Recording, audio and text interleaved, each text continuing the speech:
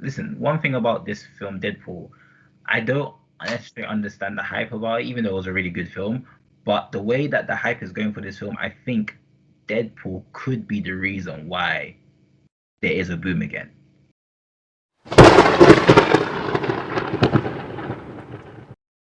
Hello, everyone. Welcome back to the Eye of the Storm podcast. I'm with my boys Hervey and Daniel. Yo, Hi. Hopefully, you guys appreciate our consistency. You know what I'm saying? Well, oh, we've got big news. Welcome to the one subscriber. To the one subscriber who's joined the family. Shout out to you, whoever you are. Shout out to you. Drop a comment so we can show you some love. But yeah, guys. Sorry, we're back with our Monday topic. Today we'll be discussing: is superhero fatigue real? Guys, is it? I can start if you want. So, before you even start, I think what? In 3, 2, 1, I want to actually. Okay, 3, 2, 1. So I'm gonna do the countdown 3 seconds. I just want to hear one answer, yes or no, and then Daniel, you can proceed. Yeah. I'm actually curious. I don't know if you guys. I don't know what you guys if you guys think it is or if it isn't. So 3, 2, 1. No. I don't think it is real. You don't think it's real, and it might be now, but it hasn't been. It hasn't been yet. I said maybe. You said maybe. I said maybe. Okay, cool. That's interesting. Daniel, sorry. Please, the floor is yours. Yeah, I can go first. So I think before we discuss this topic, I think we need to be on the same page as to what superhero fatigue is, because I think there's at least two interpretations out there, and they're very different. The first one is that I think it's undeniable that there was a bubble up until Endgame, and that bubble has popped, and whatever a success in the superhero genre looks like, it doesn't look like Endgame, it doesn't look like the movies that brought in close to $1 billion. For in the second half of the 2010s, I think there were, like, if you just put a recognizable superhero movie out, you could expect to make hundreds of millions of dollars, and just putting Superman and Batman in one movie made almost 900 million, regardless of any other factors. And I think that is over. And if you consider that superhero fatigue, then yes, superhero fatigue is real. But I think the more interesting definition for me is whether or not audiences are over superhero movies in general. So throughout cinema's history, there have been genres that utterly dominated for years and years, and then suddenly people just were bored with it. We had westerns, we had YA dystopias, we had sword and sandal movies, we had Bible epics. All of those in their time dominated the cinema, and then suddenly they were just gone, and even movies that did everything right just flopped because there just wasn't an audience for them anymore. And for a while, they just lost a whole bunch of money until Hollywood got wise to it and just moved on and started making other kinds of movies. And to me, the big question is, have we reached that point with superhero movies? So I've made a chart because that's what I do for fun. And this is basically what should be up on the screen now is basically a graph of the profit of every superhero movie since Endgame. Starting with Dark Phoenix in 2019 and going all the way up to Madame Web. We're recording this the week after the Madame Web premiere. So it's, when you look at that, it's not terribly surprising that people think there's superhero fatigue going on, right? There's a whole bunch of red in there. Also, we have been on a losing, like, the genre has been on a losing streak for 5 movies in a row. Every superhero movie since The Flash has lost a substantial amount of money, with the biggest loss being the Marvels at something like $350 million. And I still don't think it's real, and here's why. So if you look at the red, I think there's 2 reasons for explaining away those losses. The first one is everything from Birds of Prey to Eternals, which was the pandemic lockdowns, and any movie under any circumstances would have failed. And it's not surprising that 1 movie out of 7 made money in that time. After that, there's a whole bunch more green, but then we've got several movies that I think should have failed on their own merits because of how they were made or how they were handled. So you've got the Sony verse with Morbius and Madame Web. You've got, without going into all of them, but you have like Flash, which was the conclusion to a not well-liked continuity. And if you make the last chapter to a story that lots of people don't like, it's not going to make a lot of money. That's not terribly surprising. And then you've got the Marvels, which did everything in its power to not seem interesting. It had terrible marketing, and it was at least perceived as the sequel to not one but two Disney Plus shows. So I think there's a whole bunch of reasons for why those movies and all the other ones I've marked on this chart should have failed, even if the genre is healthy. Now, they would have done better 5 years earlier in the middle of the boom, but I think we all agree that the bubble is over. So if you take out the ones I've marked here as explainable failures, the chart looks like this. And I think that looks a lot more healthy. I think if you take any genre of any movie genre and just look at this track record in the last four years or so, everybody would say that's a healthy, popular genre. It's got its losses, but it's also got some big wins. And I would also point out that this is not just Spider-Man and Batman, right? There's a Doctor Strange movie in there, there's a Thor movie in there, there's a Black Panther movie in there. Just, it seems to me, to sum it all up, superhero movies do well when they put in the effort to offer the audience something. And if the quality is at least decent. And the green, the green bars on this chart are basically the ones that did that. Right, Ant-Man 3 went very much off brand and was plagued with quality issues. Aquaman 2 was not well marketed and generally not well received, or at least viewed as kind of boring. But this is not a failing genre, right? This is not movies that do everything right, but there's just no audience for them anymore. And for that reason, I would say superhero fatigue is not yet real. But if they keep up their track record and don't fix something, it will be sooner or later.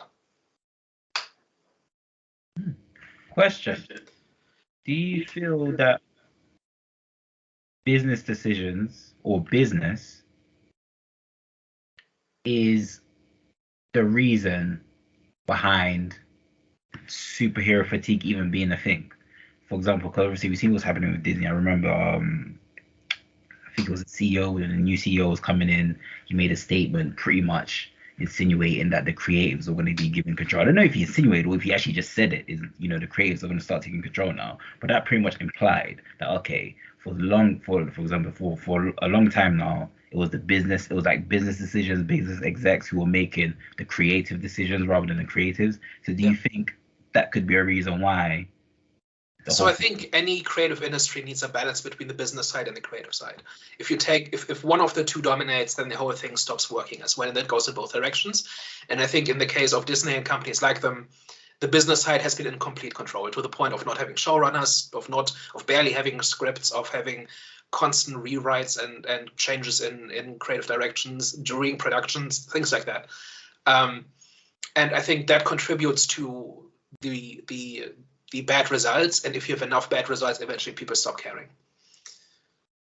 I think it's the greed as well. And when I say it's the greed, it's like, there was a point in time where Disney decided that they wanted to pump out as much content as they possibly could. They're putting out 4 or 5 shows in a year, kind of pump out 4 or 5 sort of movies in a year as well. And of course, when you're putting out that much quality, and previously you had Kevin Feige as a head honcho who was overseeing everything, who had like his hand in all the different pies and stuff like that. But then when you are pumping out that much stuff, and obviously, like you mentioned there, you don't have the basic sort of setup that you would have to make a good TV show, such as your TV showrunners and stuff like that, overseeing the overall story of this of the TV shows. Of course, you're going to get that dip in quality, which then leads to people being tired of the product that is being put out, essentially.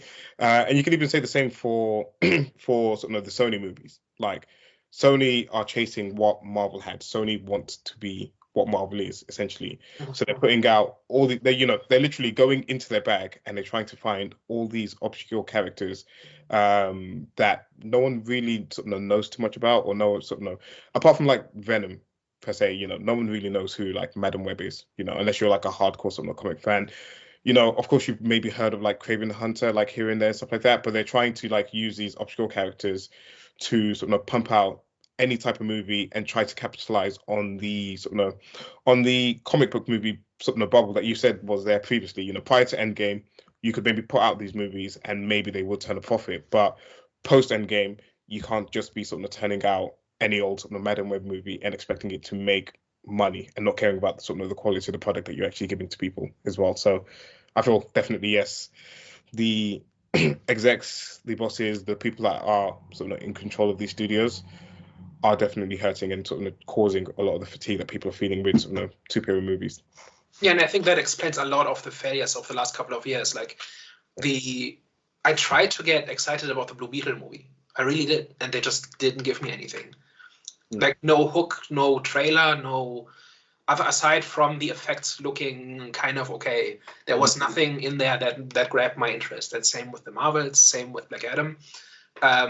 Those movies I think took the audience for granted, and didn't try very hard. And when you churn out movies one after the other, that is just not good. Like the Echo series came out, what was it, a month ago? And people have already forgot. Like people made their video essays about it and then moved on. And like how much work went into making that show, and it lasted about a week, if that. But just a few months earlier was the Secret Invasion. I always get the names confused. People kind of cared about that one, like, or were at least interested enough to check it out. And then with Echo already, there was a lot less interest. And at some point, this becomes a self-fulfilling prophecy where if you just turn out enough junk, people will stop hoping, right? And that's why I kind of say, I don't think the data supports yet that it's a dead genre, but sooner or later they're going to kill it if they just try hard enough. Just while we like talk about like, the exec and stuff like that as well, I do feel like they've lost the audience or who the audience actually is for these comic book movies as well, because it's pretty obvious that the general sort of like the most sort of the people that turn up the most to the comic book movies are males of sort of various ages, but it's sort of a male dominated sort of field, and I feel like in terms of like what they've been trying to produce and sort of where they've been trying to take the comic book sort of genre with, and there's nothing wrong with having female leads in these movies if they're well written characters, if they're nuanced, if they're done really well. There's nothing wrong with having sort of female leads, but I feel like they've just gone down this path where they and again, like I don't want to be the person that cries MCU and like they're trying to like sort of they're trying to like make sort of Marvel for women or anything like that. I'm not that type of person, but it just feels like they are they're kind of losing who really turns up. Like they're trying to grab an audience that isn't interested in comic book movies as much as the audience that they had previously. And you can also see it as well in terms of like the leads in these movies as well. So previously you had people like Iron Man, you had people like Captain America, Thor, even like up to a point like certain extent Doctor Strange. These are like kind of like well written characters. These are like something like suave guys, pretty cocky, have like a little bit of arrogance about them. They're like guys that you might want to eventually kind of be like, but everything that's kind of come after Endgame, the leads that they're choosing for these movies, the way that they're writing these characters, and again trying to go with sort of more sort of female-led superheroes and stuff like that, it's not resonating with the audience. People aren't connecting with the leads that they're choosing for or the way that they're writing some of these modern heroes that they're trying to pump out. And I feel like that's again causing some of the people to be like fatigued, and like it's almost to a point now where because they're going so against what the audience usually is for a comic book movie, because they're going so far left from it, it's like people want them to fail intentionally now. People are online hoping that anytime Marvel produce a movie or DC or anyone produce a movie, it's bad because it's got a female lead, or it's because it's not something that they're looking for in the movies essentially. So what's interesting about the MCU is that they didn't have any good characters. right? So they didn't have Spider-Man, they didn't have the X-Men, they didn't have the Fantastic Four because they had sold off the rights to them, and the MCU was built from the scraps, right? Captain America, Iron Man, Hulk, Thor, those are all established characters, but they're not the A-listers. Those are not the big guns for Marvel. And so they earned our goodwill and our money by taking these characters and figuring out how to make them work and how to make them relatable and how to make them interesting to follow along. And then that's what got us excited about these characters, right? It wasn't a foregone conclusion. This was basically a desperation move because Marvel was close to bankruptcy at the time, and they had sold off all their good characters or their sure winners. And so they had to try in order to survive. And now that they were the biggest thing for a decade, they stopped trying, in my opinion. I think that's where it really comes from. Like with virtually everything that came out, I could imagine a way to make that work. To make that interesting, but every time I give them a chance, it just ends up not being terribly interesting, and often just outright terrible. But more often than not, just not interesting, and that is even worse. And I think the not try, and it seems like they started trying again, right? It sounds like for Captain America 4, they seem to be like on their 27th draft or whatever it is now. Where they're apparently completely reworking it. They seem to be really trying with the Fantastic Four. So maybe the Marvels was the wake-up call for them, and the next couple of them they're going to try harder and take things less for granted, and try to win us over again. And if that's what happens, we'll know in about 2 years. Then everybody wins. They make money, and we get good stories, and that's really how it should be. Just to go back to what you guys were saying before about them churning out a lot of shows. And kind of introducing us to new characters where we don't have like a backstory of them, like we don't really know them too well. I'm not actually against that. I'm against when it's packaged and presented to us in a unwatchable and just pretty much unwatchable and not good. So, for example, when the story's boring, when the stakes are low, and when villains are lacking, the fear factor, which I think they've been lacking since Thanos, because I think he set such a high bar. I just think it'll be very hard to actually match that or go above it. But yeah, I'm actually, because I like a lot of, I like when they release a lot of shows, movies, as long as it's good. When it's not good, that's when I have a problem with it. So this kind of falls into why I said, no, superhero fatigue doesn't exist, but I should have added, but it can be. It can exist due to the fact that, of what they're releasing is just not watchable enough. And I'm all for them releasing, introducing us new characters, but introduce us new characters where you're not setting them up to fail. Because I think that's like going into what Hervé was saying about the whole female characters. I understand what he's saying. At the same time, I feel like it's, these production companies are kind of setting them up to fail because even though they're putting the budget behind them, they're presenting them with a story that's just not good. Now, they're accepting it. So, you were saying we can't just, just ignore the fact that they're actually accepting this because there's opportunity. So who's going to kind of like turn down Marvel? I get it. But at the same time, it's like, they're presenting them with a story which is not good. So, of course, it's going to be a thing now where people are going to be, the audience are going to be like, female-led movies, superhero movies aren't great. You know what I'm saying? And that's not even their fault, but that's the production company's fault. But I definitely understand what Hervé's saying because I think, or as well, Daniel, you mentioned in terms about relying on goodwill. I think that's what a lot of these companies are doing, where they're taking us for granted and they're kind of taking the piss now because they feel like, okay, because their name is attached to the film, where they think they can just release ChatGPT type of scripts. So it's like, no, like goodwill is running out at this point. Like, honestly, it's running out, and I do believe that superhero fatigue can happen if they continue with this streak where they're just gonna keep relying on the fact that we're loyal to them. But that loyalty is gonna run out, man. If they keep, producing, like I said, they keep producing villains that just lack that fear factor, where the stakes are low, and I'm saying, the storytelling is just boring, man. On what you said about like them introducing new characters and stuff, like again, like kind of referring back to the chat that we had up previously, it's no surprise that the movies that made money were mostly sequels, like characters that we've seen before, like characters like Spider-Man, obviously like Batman. Anytime they produce Batman's one of the most popular characters in comic book movies. You've got like Doctor Strange 2, Thor 4, Guardians of the Galaxy. These are like characters that we've seen multiple times before. And there's nothing wrong, eventually you're going to need to introduce us to new characters. But when you introduce us to new characters, what's been the plan? Like, what's been the plan for us to get attached to the character? Because with Iron Man, for example, he's like the ultimate example for any time we're talking comic book stuff.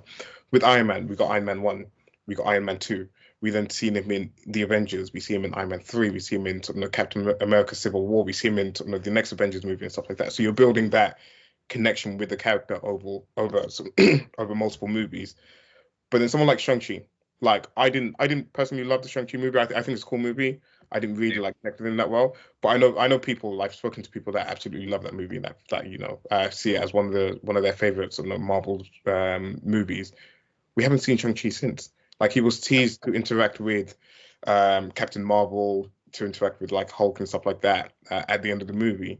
And when did that movie come out? That came out a couple of years ago, and we've not seen him since. Like, he's one of the people that is potentially going to be part of the new Avengers roster when we get the next Avengers movie.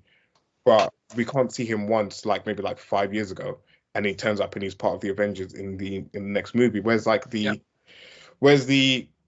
we should have got Shang-Chi 2 by now for us to get like that connection with the character, essentially. And I feel like that's also part of the problem that people are facing, is that, like, one, when the new characters are being introduced to us, they're not really that interesting. They're not really that well written.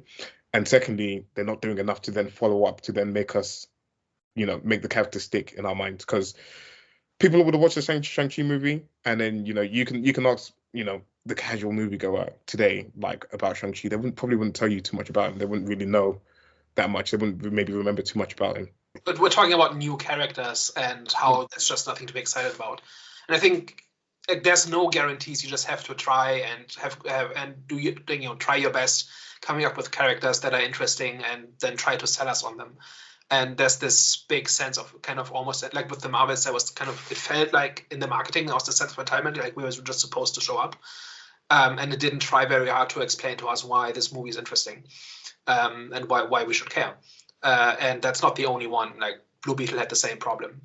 And I think that is really what has to change. And when we can go into the details of why specifically the MCU is struggling like this, but honestly, DC has the same problem, where they just throw stuff out because it feels kind of obligatory, and like they haven't made a Flash movie yet, so let's make a Flash movie, but they don't have an idea for a Flash story, for example. Or the Blue Beetle movie doesn't really have a reason for existing other than they had a slot free in the roster. That's the only reason, and if that's not the real reason, that's certainly how it comes across as.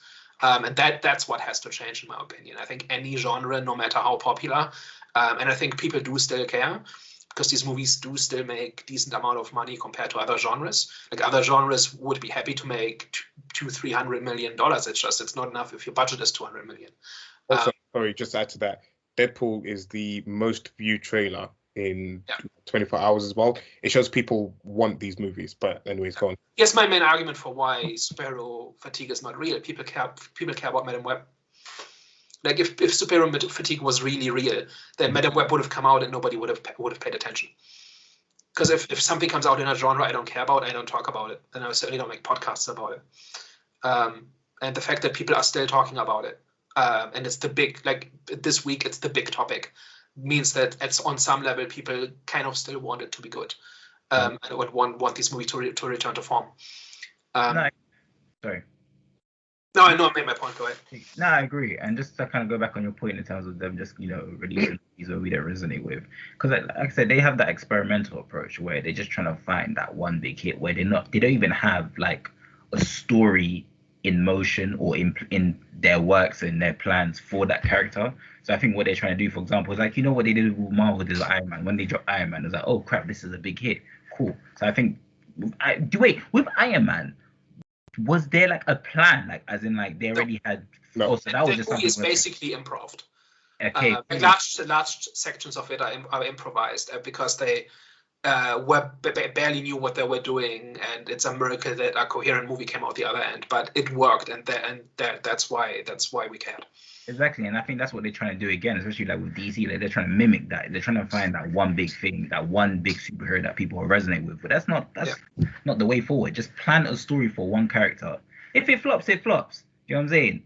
And then move on to something else and try something else. But eventually something has to work. Exactly. Like you can invest less money in that one character rather than investing so much money in different characters. It just doesn't make sense. Like you can see that it hasn't been working for how many years now? It hasn't been working for a couple of years now since obviously the Avengers Endgame. So it's like, bro. Sorry. And that was also the problem with Captain Marvel. Not to blame everything on that character or anything, but that character was predetermined to be the next Captain America. Like Marvel decided this was going to be our new flagship character before that character had ever gotten an audience or an audience to get excited about her.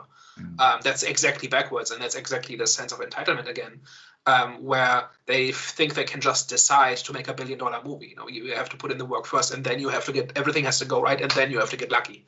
And that's when that happens. And they seem to want to skip all the way out to the end of the process. Exactly. They're trying to cheat their way to the top, and it's like, no. There's ways to make that work. I've read Captain Marvel comics I liked. It's just that the MCU version is not like that. And not to put too much emphasis on that one character, but the idea that they could just appoint a new flagship character is ridiculous. That has to follow from the audience reaction. It might have been this character. It kind of was Black Panther for a while, right? And then obviously what happened with the actor wasn't, outside anybody's control, but that character could very well, like that wasn't planned to be this big hit, right? And you can't plan these things out ahead to infinite precision. It's not like I sometimes think that Disney wants to be a tech company with like sprints and deliverables and milestones, and that's not how creative industries work. You kind of have to try stuff and then see what works and then lean into what works, as opposed to planning things out for 10 years ahead. Oh, I was going to say one last question if we're about to wrap up. Do we feel like we could ever have another boom like we did around the Endgame period, where every time a comic book movie came out, it was a hit? I think general audiences have moved on. I think we will not get to a point where these movies routinely make $1 billion. But I think those movies have stuck with a whole bunch of people who previously went into it, and then there's also the people who have always been into it. And I think that audience can support a substantial genre. That it just needs to be managed accordingly, right? So budgets need to come down, volume needs to come down, quality has to go up. And if they do that, I think it's an evergreen genre. For me personally, I think they can, and I think it is very. Listen, one thing about this film, Deadpool, I don't necessarily understand the hype about it, even though it was a really good film. But the way that the hype is going for this film, I think Deadpool could be the reason why there is a boom again, depending on how good this film is. Even if the film is good, but yeah, I think there can be dependent on this film. So, yeah. I don't think it's dependent on Deadpool. I think it's dependent on the next big event, which either comes from Marvel or from what James Gunn is doing on his side. So I feel like the boom came once people started to get invested in the Infinity Saga that sort of Marvel were doing for the first 10 or however many years it was. Once people started to realize that we were coming towards the end game of it, of like Infinity War and the end game in Thanos, people started to like actually want to tune in, and like the hype around it started to like increase massively. And I feel like if Marvel can try to recreate that, because like everything that they've been created has been a bit kind of like scattergun, nothing's really connecting with each other or whatever. I don't think it's going to be it with Secret Wars. I feel like they've done a really bad lead up to it. But if James Gunn on DCU side can sort of create something around the Justice League and maybe like Darkseid coming and something like that, or Marvel can recapture that sort of magic that they had around like Infinity War and Endgame, then I believe it's possible. But I don't think it's going to come from just like one random movie where they go see Deadpool and everyone then starts to want to go watch all the comic book movies again. Yeah. Sorry, I was just going to say, actually, I have the opposite perspective on this. I don't think we can have another Endgame. I don't think people are willing to sign up for another 10-year movie series. I think there need to be little pockets of a couple of movies that hang together, either because they're direct sequels or because they are interconnected or whatever. But I don't think too many people want to invest another decade in a series of movies, not knowing if it's going to be worth it. I think smaller movies that are just enjoyable movies on their own, I think are the way forward.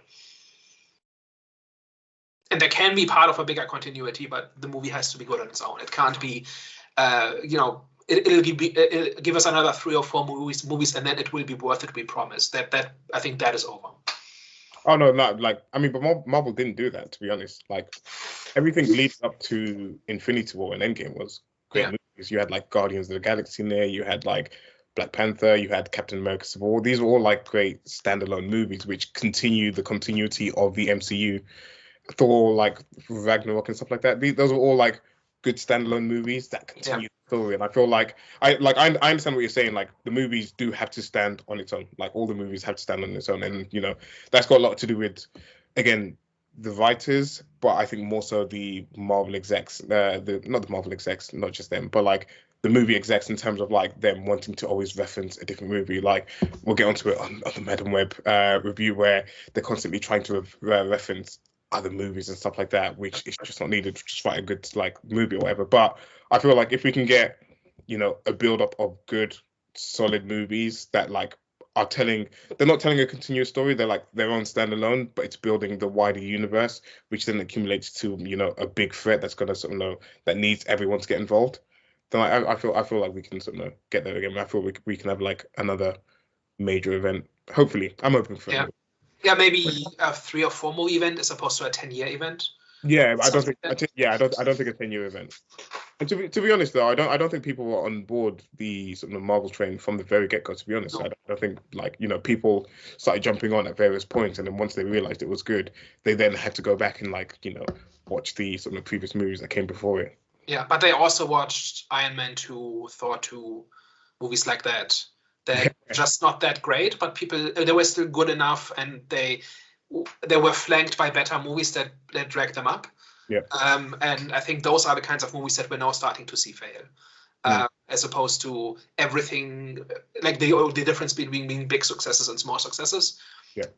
Like just the tide has gone down a little bit, and as they say, when the tide goes out, you know who's been swimming naked, and those movies on our charts are the ones that fit that description.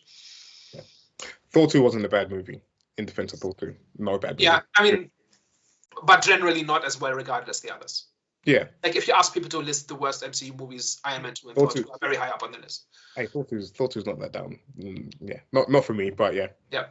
The reason why, just quickly to go back to my point, the reason why I do believe Deadpool can be the resurgence of the whole superhero genre is because we're entering a new era, right? So DC are pretty much planning for the new era, and I think obviously Marvel are doing the same thing with Deadpool by making it R-rated. Obviously, we've seen them; they've merged with Fox? They bought Fox. Yeah. Exactly. So the fact that they said, okay, we're going to keep this R-rated rather than, you know, not keeping it R-rated. If it was an R-rated film, I'd say, okay, no way. But the fact that they're keeping it R-rated, they're saying, okay, you know what? Let's try and introduce something new. Let's try and research something. So they're aiming. I'm pretty sure that even if you saw the trailer, the amount of times that Deadpool was, you know, referencing that, okay, you know what? I'm the one that's going to save. I think he even called himself the Messiah. Yeah, exactly. So the fact that Messiah, like that, yeah.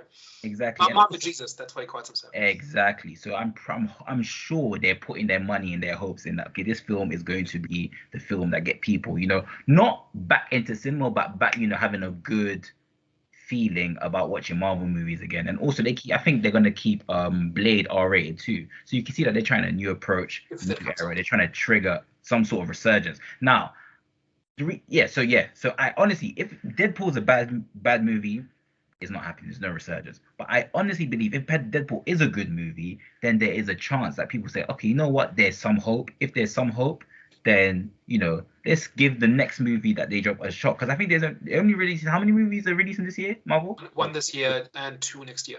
Exactly. Is the second? I think is the second one is Blade into 2025. No, Thunderbolts and is it Captain Captain America 4 or Fantastic Four? Fantastic Four as well. Or I think there's gonna be 4. There might be 4 movies next year. Right. Okay. So, Well, but you can say you know why Deadpool has positive sentiment? It's because the first two were good movies. They were fun, and they had an idea of what they wanted to be, and then they executed on that idea, right? So Yeah. they have a track record of just being a fun watch, and and people are hoping that the third one will continue to be like that, right? Yeah.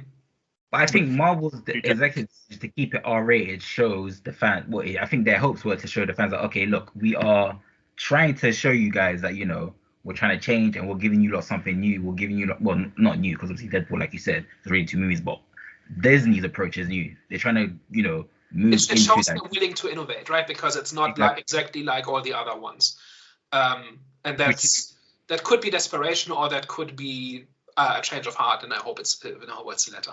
Like so, that's the kind of perspective I've come from. Now, okay, they're keeping this R-rated. That shows us that they're trying to change, and I'm pretty sure they're banking on this film to kind of give that good taste that we had of Marvel, Disney back in the day. So, The only problem they have is that Deadpool could be the greatest movie of all time. We've got Craven and another Venom movie coming afterwards. So if they break the losing streak, yeah, then people will reassess, right? If like 5 movies in a row being just duds, and that doesn't even count the last 2 Marvel Disney Plus series.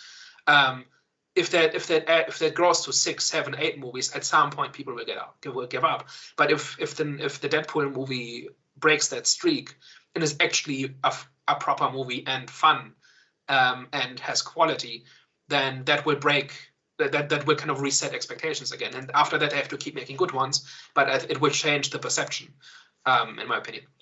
I was only joking about the Sony movies, but we have to do our best to make sure people don't watch Venom and Craven so that they can enjoy what comes in 2025. Because I feel like 2025 is going to be the resurgence of comic book movies.